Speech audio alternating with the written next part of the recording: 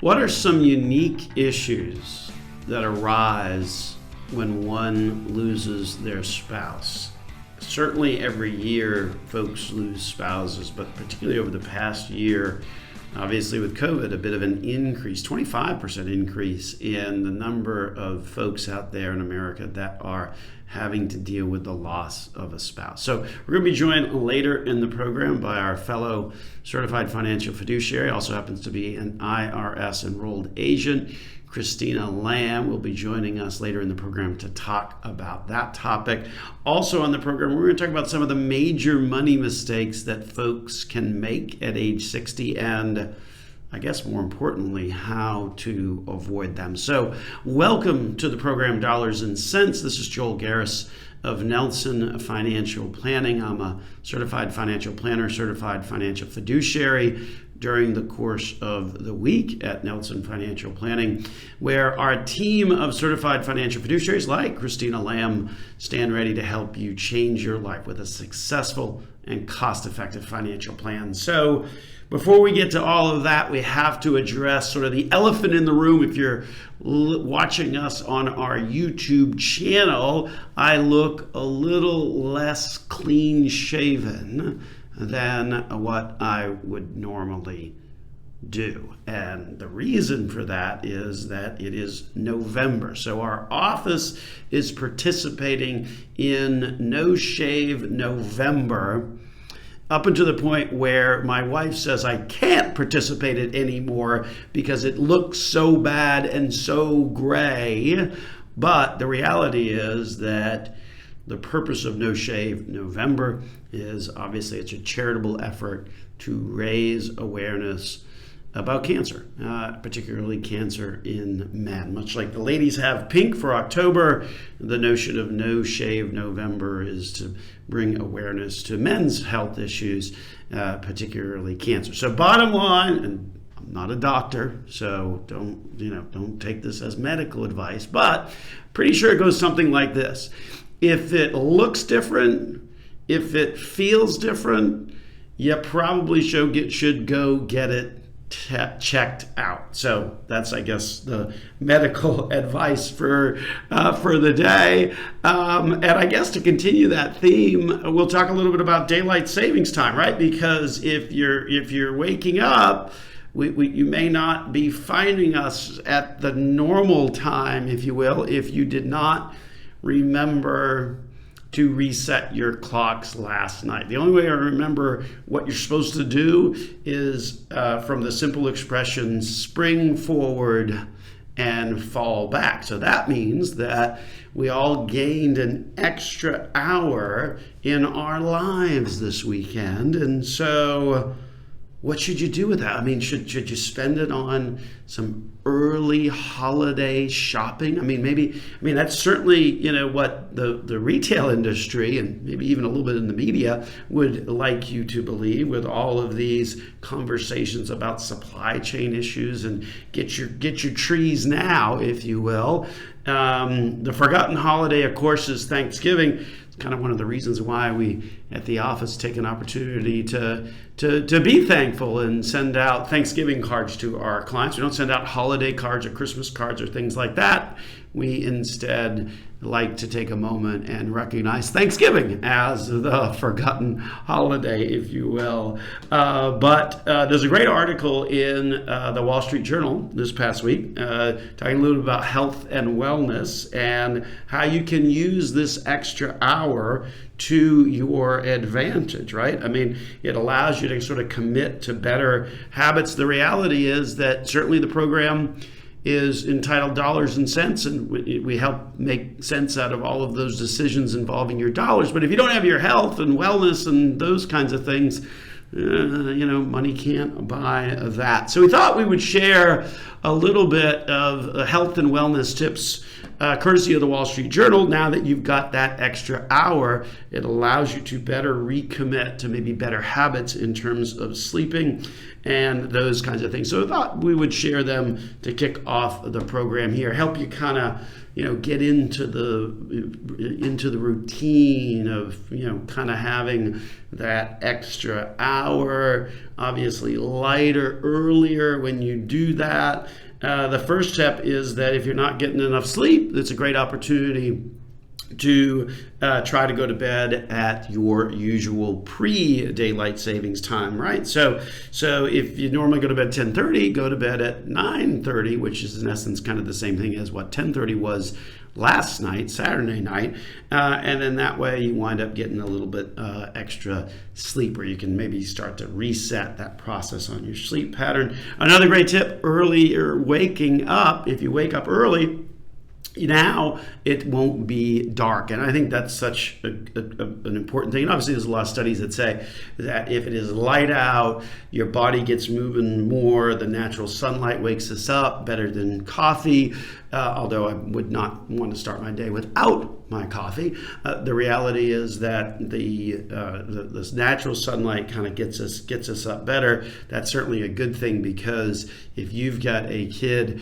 in high school, as I still do, my youngest still a senior at Boone, then it's dark. It is dark when they leave the house at around 7 a.m. and we're close to the school, so I can't imagine folks that live a little bit of distance away from the school, or maybe even have to ride the bus. I mean, some of those times are like 6:15, 6:30. That is dark. So the good news is, with the time change, not running into just how dark those things are, and sort of embrace those darker evenings, if you will, to let the body settle down and limit, most importantly, that screen time, right? Set the phone setting to dark, and not that big bright light that comes on with the phone, because at the end of the day, it winds up being an issue that light creates a little bit more of awakeness or alertness, so that ultimately affects your sleep, if you will. And so consequently, just some health and wellness tips, if you will, courtesy of the Wall Street Journal, on how you might be able to take this extra time to your advantage when it comes to perhaps resetting some good habits in terms of health and wellness and things like that. So speaking of folks that could possibly use maybe a little bit more wellness, maybe a little more sleep, maybe a little bit less craziness, let's shift our gears to Washington, D.C. briefly. Last week, we talked about the latest legislative framework that was put forth, and we don't really have a whole lot. I was thinking that there would be much more details sort of put on that framework this week, but with President Biden out to Glasgow for the summit, there really wasn't a whole lot of change, except the one change that you could say happened this week from a political perspective is you had some very interesting election results, right? Republican won in Virginia, and the Republican almost won in New Jersey. So certainly some election results in an odd off year that I think ultimately could influence what we see out of Washington anyway. Now the clock starts. Now we're 12 months away from midterm elections, and so consequently we don't have a whole lot more details to share, and in fact I don't know that we will, because of the election results that happened this past week may cause people to sort of pause before jumping too much. But the reality is, as they develop, of course, we will keep you posted on the program. We're going to take a break, and we'll be back after these messages here on Dollars and Cents with Joel Garris of Nelson Financial Planning.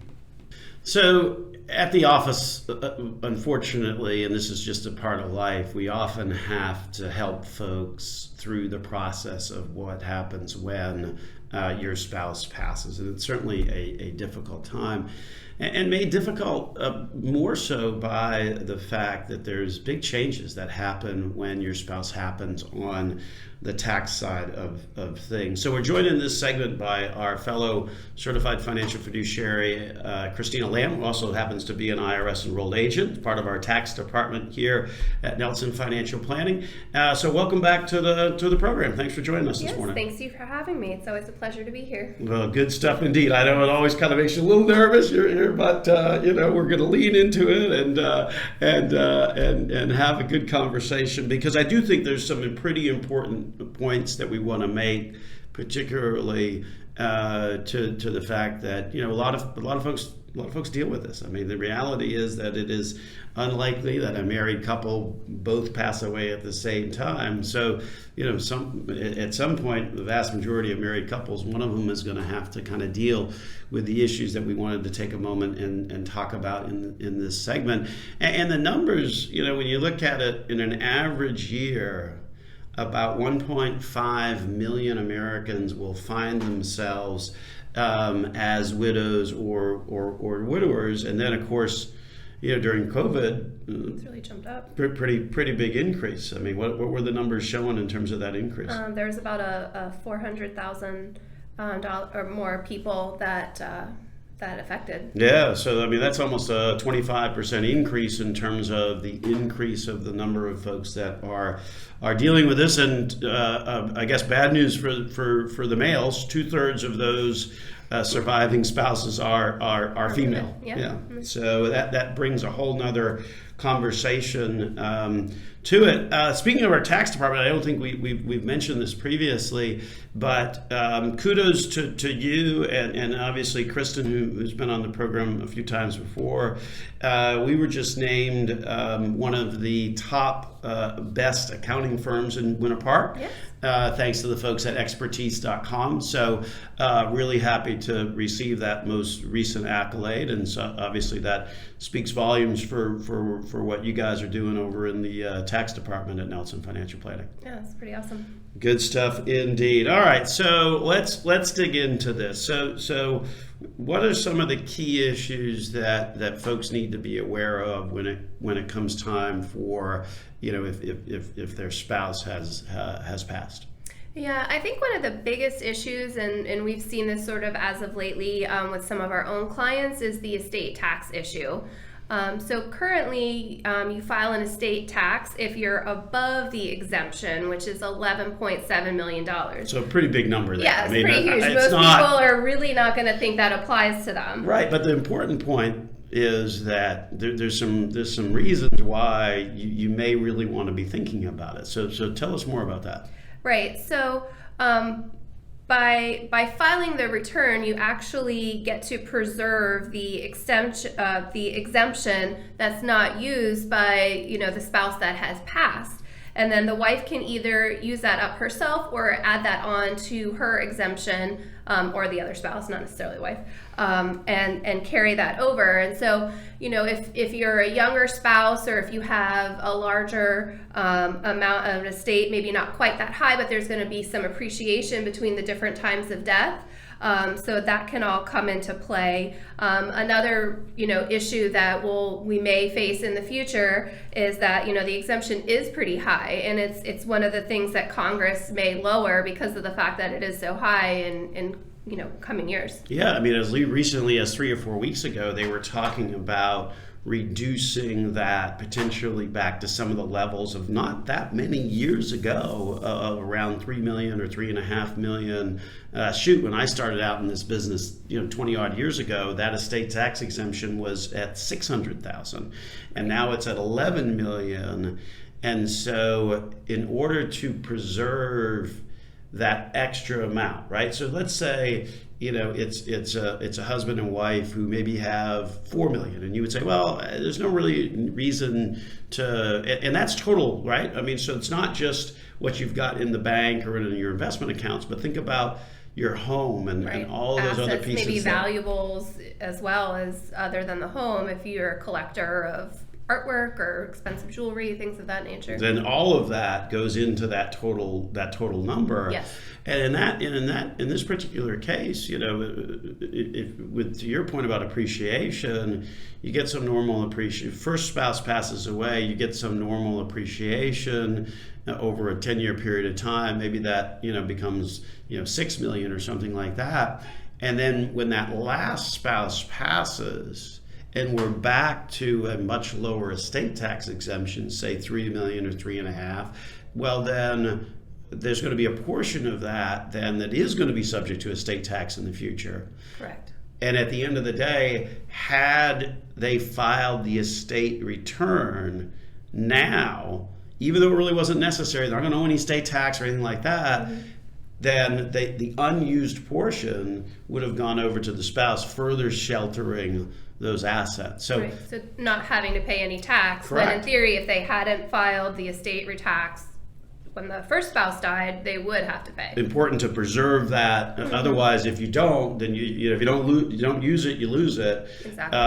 And so, what's the time frame in terms of when you would have to file that return? So the estate tax return is generally due 9 months after the spouse has passed.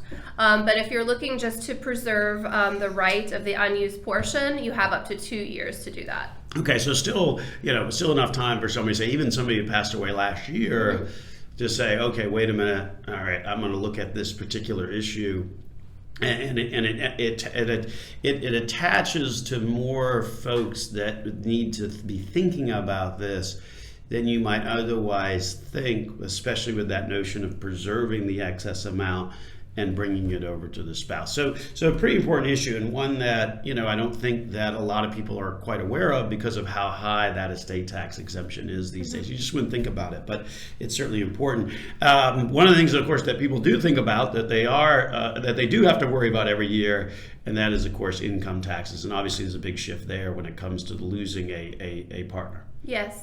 So you can see a big shift within the tax bracket per se. And so basically what happens there is in the year that the spouse passes, the following year would be the last year, their year of death, that they get to file that tax return as a joint return.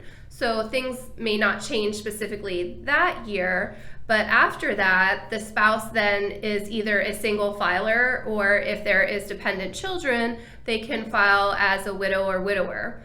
So dependent children would be anybody who is under 18 or under 24 if they're currently in school. Well, and that's, you know, it's funny because that's probably one of the questions that we get most often is, well, why can't, you know, I know there's a widower box, why can't I check that box? And the reality is you got to have kids at home. Child, yeah. I mean, or at college, but it's got to be below. Not just any dependent qualifies you for that status. That's correct. And so that shift, you know, from married to single, I mean, that's sometimes referred to as the widow's penalty, if you will, because, you know, certainly when one spouse passes, there's typically a drop in income, but often it's not a full 50%, right? Correct. So it could be, you know, let's say when one spouse passes, you lose the lower amount of the Social Security, so obviously a drop in income, and that may only be 20 or 30%. Right. And then you're feeding that income through, and obviously the single tax rates would capture a much higher tax bill as a result of that. So they ultimately net out paying the same tax rate. Correct. That they had when they were a joint filer, which is unexpected to many. Right, and especially now that you've got, you know, more income, or less income, but not to the point where it's halved. Correct. Which when you go to single, it is halved versus the married filing joint return. Correct. So, exactly. So some interesting stuff there in terms of how that plays out on the income tax side of things. Also the step up in basis, we've been talking a lot about that because that was one of the things that the folks in Washington were thinking about changing. We're going to cover that aspect of what happens when your spouse passes and some of the tax issues that you need to deal with, but we'll do that after these words. So stay tuned through the commercials as we return here on Dollars and Cents. This is Joel Garris of Nelson Financial Planning. Welcome back to the program. On this segment, we're continuing the conversation we started last segment. Joined with me today, Christina Lamb, who is one of our certified financial fiduciaries at Nelson Financial Planning. Also happens to be an IRS enrolled agent. Kudos to the tax department at the firm, as we were talking about in the last segment. Recently named by the folks at expertise.com as one of the best accounting firms in Winter Park. So good job to you and all the other folks in the tax department. Talking a little bit about some of the changes that happen from a tax perspective when a spouse passes away. Before the break, we were talking about somewhat of a unique issue in terms of the estate tax and reasons why you may want to think about filing an estate tax, even though you don't owe anything. Important to try and preserve that exemption. And then we were talking about the change in the income tax bracket. That's sort of the obvious one. You go from a married return to a single return. Income, unless it's dropping by more than 50%, you're going to see effectively a higher total amount of taxes. Yes.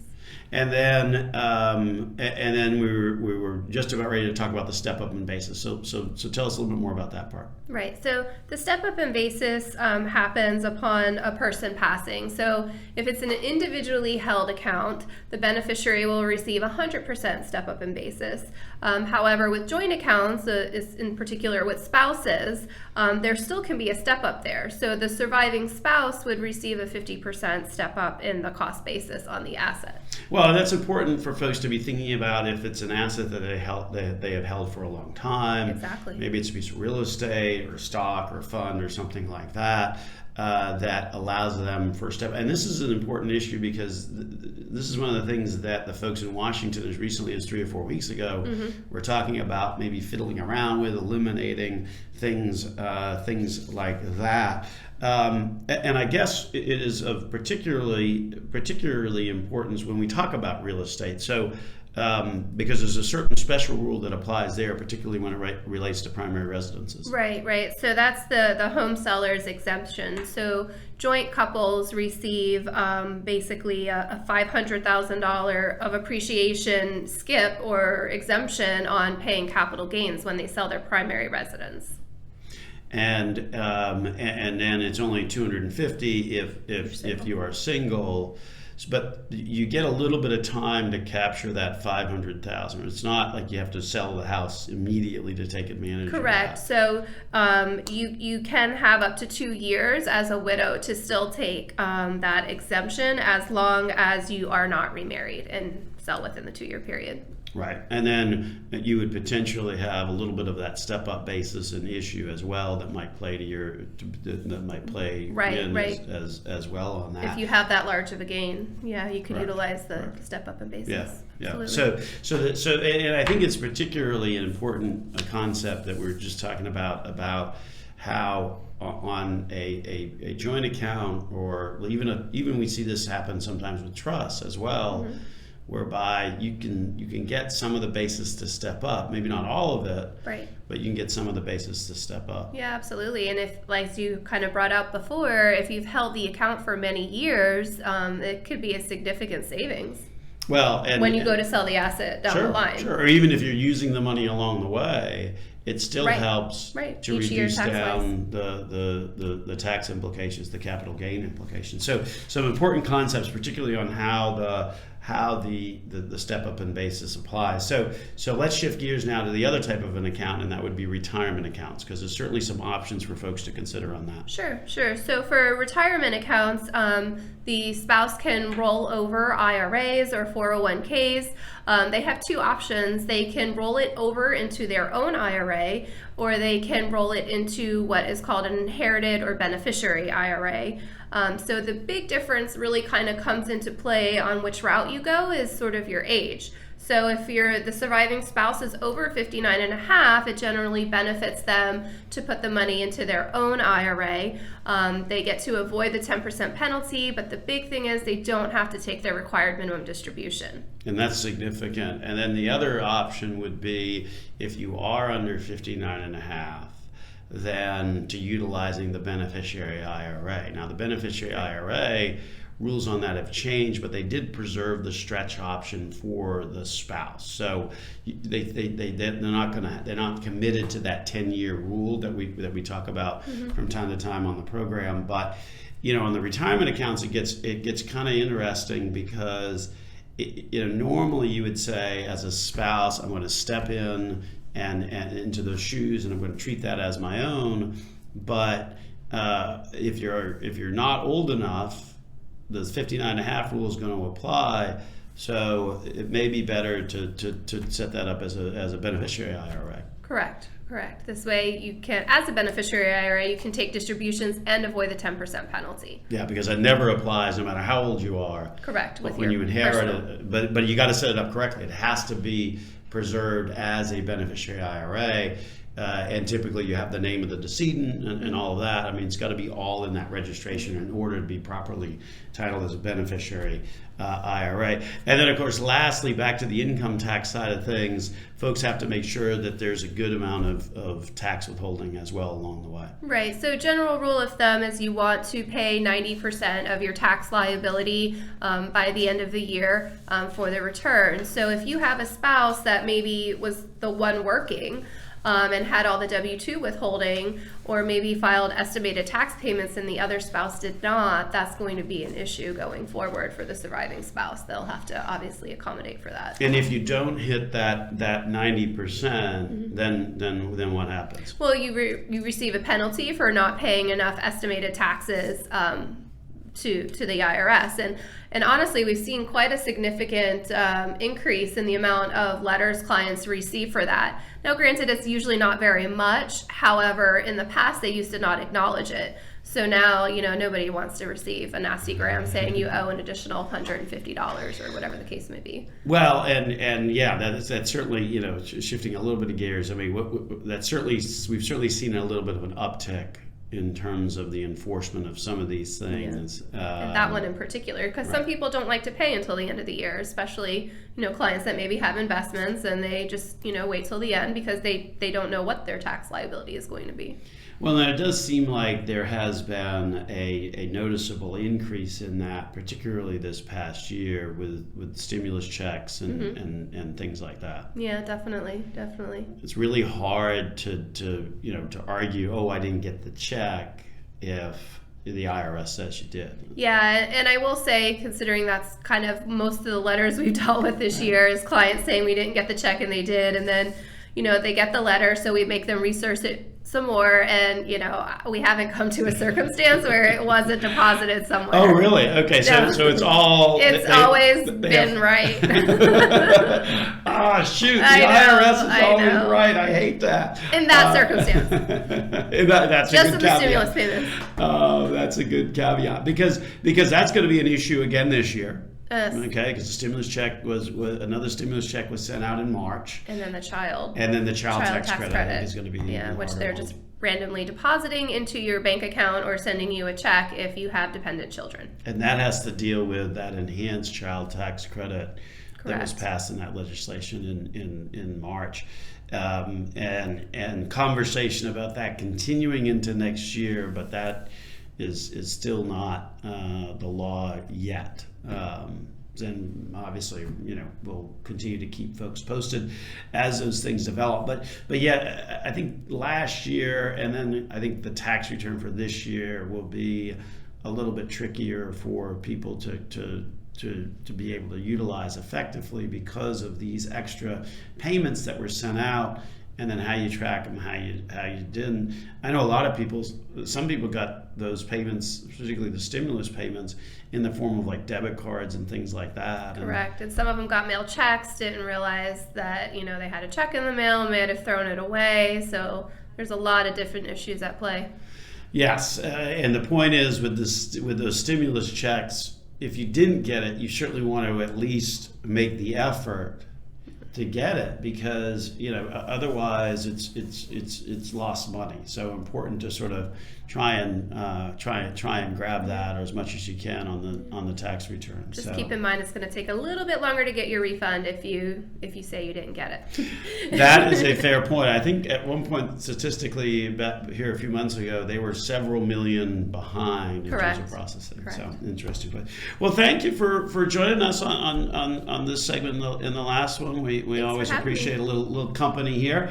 And so we're going to take a break, and when we return, we're going to talk about some of the money mistakes that you want to avoid if you are at or approaching age 60. Maybe even these apply to any age. We'll get into that when we return here on Dollars and Cents.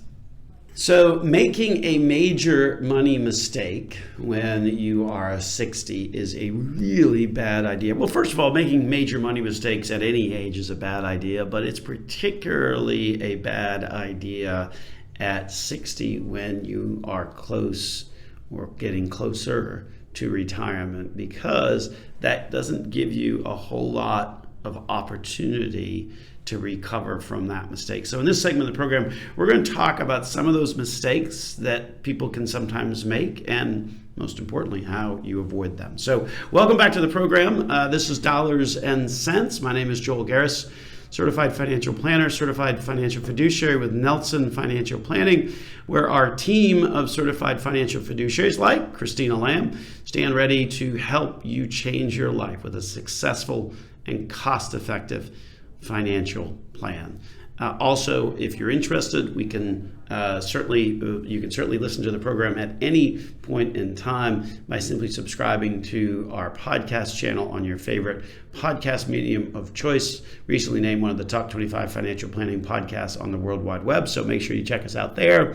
And then, of course, our YouTube channel, where you will see how our efforts at No Shave November are going. Right now, filling in, relatively on the gray side, unfortunately. But anyway, remember, the point of No Shave November is to raise awareness for men's cancer treatment. So make sure that you, what did I say earlier in the program? If you see something that looks funny or feels funny, go see a doctor and get it checked out. So anyway, as we approach 60 and as folks get to that age, what are some of the major things to be thinking about or potential pitfalls that can happen that you certainly want to avoid? And I guess first and foremost of all, we've certainly talked about this on prior programs, particularly when we've been joined by our associate Rob Field,